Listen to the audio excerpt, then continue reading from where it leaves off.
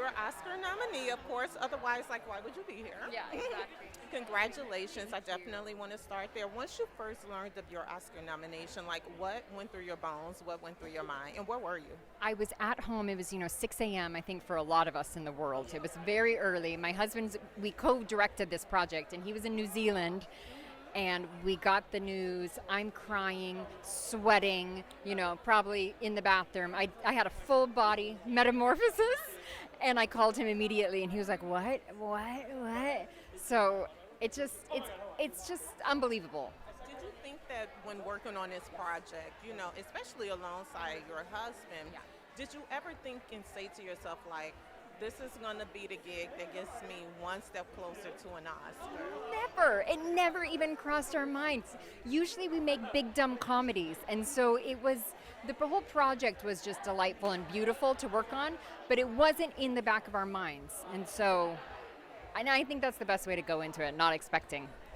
Yeah. Why do you feel like women empowerment is so important and needed, for women in the film industry and just across industries in general? Yeah, I mean, we've come so far, thank the Lord. We are like, eons above where my mother was, and yet we still have so far to go. I think about my daughters growing up, and I want it to be easier for them. I want them, if they want to make a movie, to be able to make one easy and not hit walls all the time.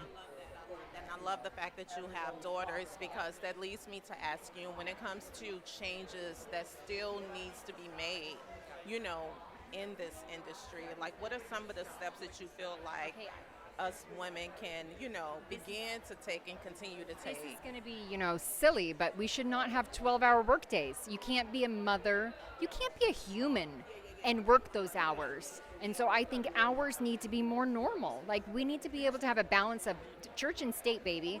And so, I think that's a huge thing. I think about, I directed a movie and then adopted 2 babies right afterwards. And I had to quit work for 10 years as I raised those babies. And so I just think there needs to be more support for moms in the workplace, better hours. We need to support moms who come back. So, yeah. I love that, because that actually, when it comes to all of the different, hats that we wear, Yes.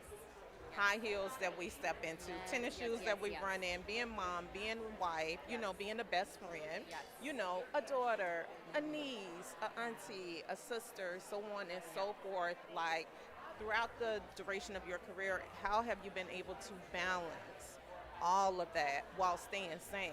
Yeah, I don't think I was sane, and I think that's the key, is to just allow yourself to make mistakes. Like, I've never wanted to be perfect, and I apologize to everyone around me every day. I'm like, sorry, I'm doing the best with what I have and with all the directions we're pulled, and I'm going to make mistakes, and we're all going to be in therapy, and it's fine. Who cares? It's normal. It's normal, right? And what is that one word, before I let you go, that you associate with being a woman? Oh my gosh. It's funny, I associate it with power.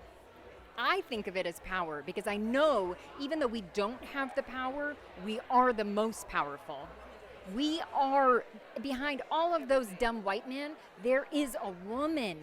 There is a woman. And so that's me. Thank you, babe. Thank you so much. Thank you.